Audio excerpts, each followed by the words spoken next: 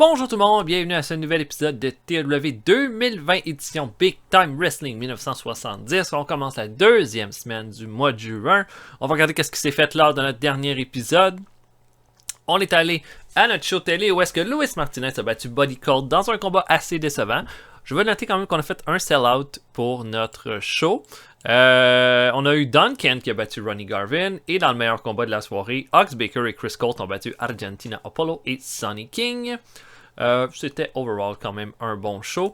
On a fait un house show qui a fait un 62. 62 c'est quand même bon. C'était un de nos meilleurs house shows depuis un bon bout de temps. Depuis quand même presque un mois et demi. Dans le main event, Thunderbolt Patterson a battu Angelo Poffo pour un 65. Don Serrano a battu le Stomper. On sait que Serrano a fait un heel turn pour être avec Chico Garcia. Johnny Valentine et Sputnik Monroe ont battu Bull Curry et Bob Sabre. The Destroyer a battu Bill Dundee qui faisait ses débuts avec nous. Et Haystack Saloon a battu Mike Lauren. 1800 personnes qui sont venues, ça a fait un sell-out, ce qui est très bien.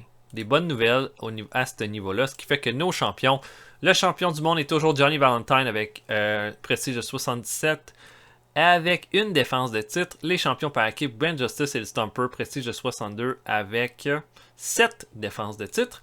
On va se diriger vers notre prochain show télé où le main event va être Stomper et Justice qui vont défendre leur titre par équipe contre Buddy Colt et Don Kent, ce qui devrait être un bon combat à mon avis en main event. Espérons-le. Donc voilà, bon, il y a des gars qui ont des problèmes de morale, on va voir ce qu'on peut faire. On a de l'argent là, fait que Bull Curry, 1000$.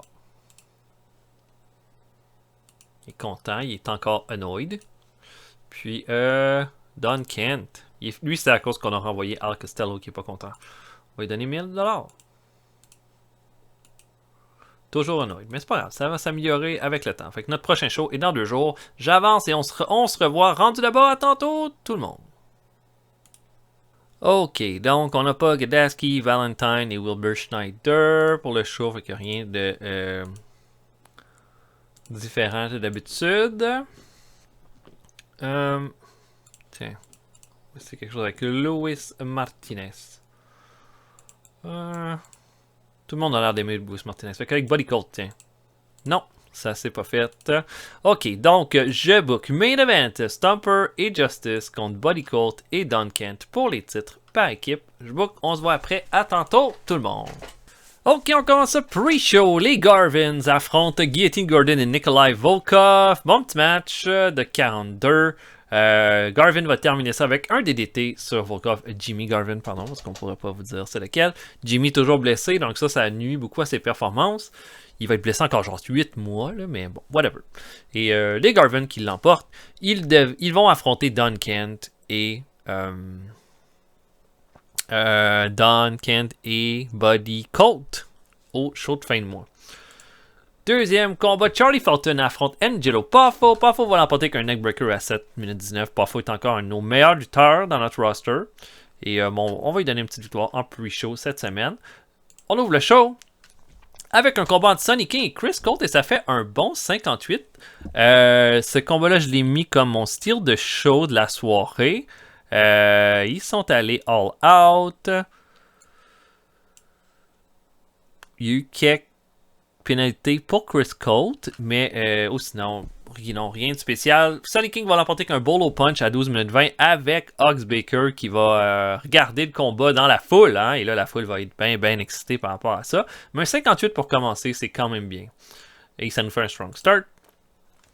On a Hardy Race là, qui se prépare à venir au ring, immédiatement attaqué par le Destroyer. Destroyer qui est tanné. Il est tanné d'Hardy Race. Hein? Hardy Race qui tient à le battre.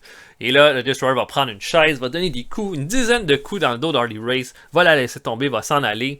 Ça va continuer comme ça. La rivalité perd en heat. Les segments sont pas très bons, les matchs sont bien meilleurs. On verra rendu là, mais un 59 pour ce segment-là. Luis Martinez affronte Dusty Rhodes. Ok, hey, j'ai reçu un appel, hein, ça a coupé un peu les affaires. Donc, Luis Martinez affronte Dusty Rhodes ensuite. Ça fait un combat de 52, c'est pas incroyable, mais c'est pas mauvais non plus. Martinez qui va l'emporter avec un Cannonball. On continue de lui donner de l'overness en vue de son combat contre Johnny Valentine à la fin du mois. Voilà, performance de 50 pour Dusty Rhodes, quand même bon. 48 pour Luis Martinez. Et, oh mon dieu, mon main event qui me donne un 46. Oh! Il y a eu une blessure durant le combat. Body Coat et Don Kent, ça marche pas en team. Oh, ça c'est de la merde. En tout cas, 46, c'est de la merde ça comme combat. Mais c'est vrai. En tout cas. Au final, c'est un combat qui, à mon avis, était bien partagé, tout ça. Et puis, Stamper et Justice vont l'emporter quand Don Kent va se faire enfermer dans un sleeper hold, une 8e défense de titre. Et that's it. Non, c'est pas tout, parce qu'après le combat, là, Lord Atoll Ayton qui rencontre Hans Schmidt. Et Hans Schmidt là, dit là, qu'il a pris goût à l'or quand il a eu sa chance le mois dernier contre Valentine puis Sonny King. Puis là, ce qu'il veut, c'est se reconstruire. Puis il dit qu'il veut s'en prendre au gars le plus méchant, au plus gros, au plus dangereux de Détroit. Et il dit qu'il veut affronter Ace-Tax Cahoon à la fin du mois. Et là, Ace-Tax Cahoon va arriver. Les deux vont se faire face sans se frapper. Et Lord of Toledo est comme, oh mon dieu. Et ça va se terminer là-dessus avec un 52. 50. Ça fait... c'est pas fort. Puis on perd la popularité dans une région, on en gagne dans 16 régions cependant. Mais déçu de mon show télé en fait.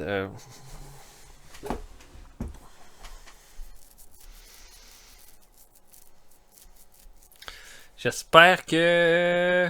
Parce que si je compare, on a fait 51. C'était pas tant haut que ça la dernière fois. 53, 57. Mais c'est quand même plus bas que ce qu'on fait d'habitude. Médical, il faut voir pour... Bon, fait que là, on a Ben Justice qu'on n'aura pas pour 2 mois. On pourrait faire...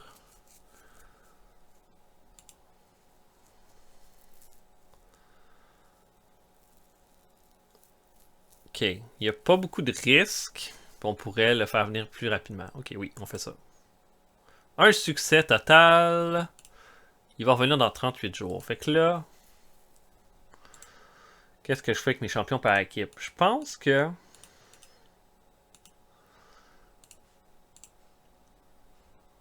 On trouvera un lutteur.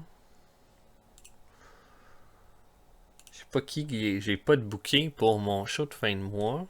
Tu sais que j'ai pas Tom Jones. Fait que je pourrais avoir... Et Tom Jones contre le Wrecking Crew, mais ce sera pas pour les titres par équipe. On va attendre qu'ils reviennent. That's it. Pour avant de continuer. Ok. Bon, prochain. Mon off show. Qu'est-ce que je veux? Qu'est-ce que je veux?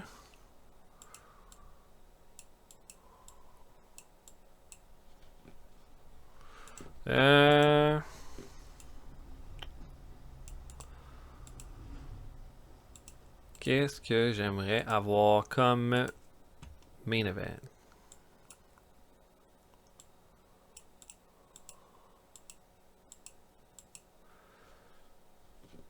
Ok. Tu sais quoi? Main event, Terry Funk, Johnny Valentine pour le titre. Ça va être un bon match, ça.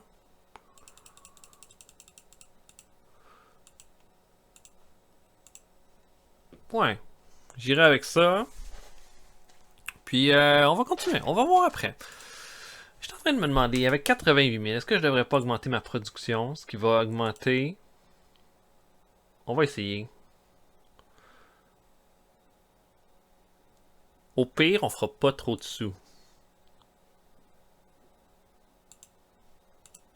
20 000 par show au lieu de 7 500. Ok. On va essayer.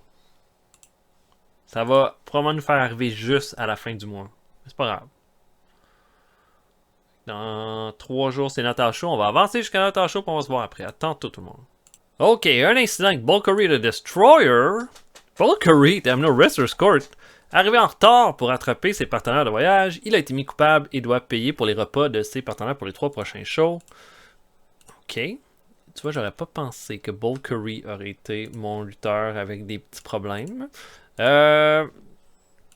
Ok, je vais aller un peu au hasard pour mon middle. De toute façon, les middle ne marchent plus pantoute dans ce jeu-là, alors qu'ils marchaient beaucoup plus dans TEW 2016. Bob Harmon et Jimmy Garvin. Non. Ok. Ok. Ok, je book Terry Funk contre Johnny Valentine en main event. Et on va se voir après. À tantôt, tout le monde. Ok, on commence ça. Pre-show, Charlie Fulton affronte Skull Brother Number 1. Combat de 46. Bon, tu vois, c'est aussi bon que le main event de notre dernier show télé. Ce que je trouve un peu gênant. Skull Brother va l'emporter par soumission à 9,54. On va voir le Skull Brother Number 2 plus tard dans la soirée. Wilbur Schneider affronte J.G. Dillon. Ensuite, Schneider qui va battre Dillon avec un Cobra Twist à 9 minutes 48. Wilbur est encore blessé, donc ça l'aide pas. On a un match entre Harley Race et George Godasky 69 pour ce magnifique combat avec Harley Race qui va l'emporter qu'un power driver. Godasky se débrouille bien dans les circonstances. 69. God damn. Ensuite, Tom Jones affronte Ox Baker. Ça dure pas longtemps. Et puis, Baker termine ça avec un hard punch. Il est complètement en feu, Ox Baker, ces temps-ci. Mais il me restait... Il fallait que je mette un combat pour fitter dans le combat. Puis je pouvais pas avoir un combat plus que 5 minutes. Donc 4,43 ici. On a encore une fois Bull Curry et Sputnik Monroe qui se battent dans la foule. On va faire ça, Twistman, juste comme notre shot-télé, là. Comme c'est juste... Ça fait un 50. Ce qui est quand même pas un mauvais segment. Mais vraiment, là... 50, là. C'est une façon, tu sais, comme Bull Curry, il nous reste pas beaucoup de temps avec lui dans le roster, probablement. Donc, on va essayer de l'utiliser du mieux qu'on peut. Jim Wilson et Stax Cahoon affrontent les Leduc. Beau petit match de 53 ici. Les Leduc vont l'emporter avec un Mill Slam, alors que Ann Schmidt va faire une distraction à Stax Cahoon. Wilson va être tout seul, va recevoir le Mill Slam et ça va se terminer là-dessus. Bon match dans les circonstances. Performance de 56 pour Joe Leduc, ce qui est pas mauvais du tout. Thunderbolt Patterson affronte Skull Brother Number 2. Un beau 65 pour ce combat-là. Bon match. Performance de 72 pour Thunderbolt qui va l'emporter malgré une intervention de Angelo Poffo. Thunderbolt Patterson ne voulait pas perdre contre Skull Brother Number 2. Ça m'a fait un peu chier. Mais bon, je construis avec ça. Ça fait un 65. Tout le monde est content. Voilà. Et dernier combat. Terry Funk contre Johnny Valentine 74. Holy shit. Une deuxième défense de titre pour Johnny Valentine qui va faire un superbe combat avec Terry Funk. Et il va l'emporter avec un Brainbuster à 15 minutes 21. Mais wow, 81 de performance pour Valentine. Merveilleux. C'était mon combat style de show de la soirée et ça a valu la peine, je dirais. Et après le combat, Abdullah Farouk vient fêter la victoire. Mais Luis Martinez arrive, punch Farouk et Valentine s'enfuit avant que Martinez puisse lui mettre la main dessus. Et ça va se terminer là-dessus avec un beau 66. On fait un bon show de 70. Holy moly! Oh yeah! Oh yeah! Oh yeah, oh yeah! Quand même. Notre show télé était de la merde, mais notre house show était... Mouah, mouah, mouah, mouah, mouah. Vraiment bon.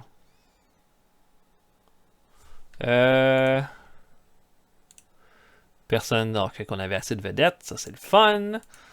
J'ai-tu déjà fait un show de 70? Ça fait longtemps, là. Non. J'ai jamais fait un show de 70 en termes de popularité. Ouais! Mais c'est merveilleux, ça! Et bien content. T'sais, on a fait des bons combats dernièrement. Comme il y avait eu un 78 pour le Destroyer contre Harley Race au pay-per-view. Mais on avait déjà eu un 72 entre le Destroyer et Terry Funk. Mais 76, c'est notre deuxième meilleur combat. Hein? Pas mauvais. Fait que ça va être la semaine 3. La prochaine fois. Ok.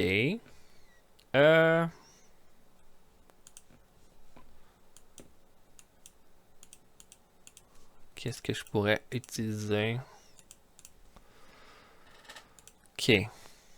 Qu'on aura Angelo Poffo.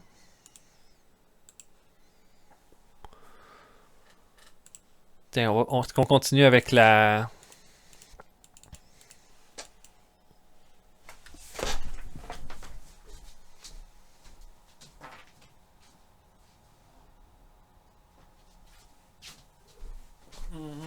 Ok, on va continuer avec...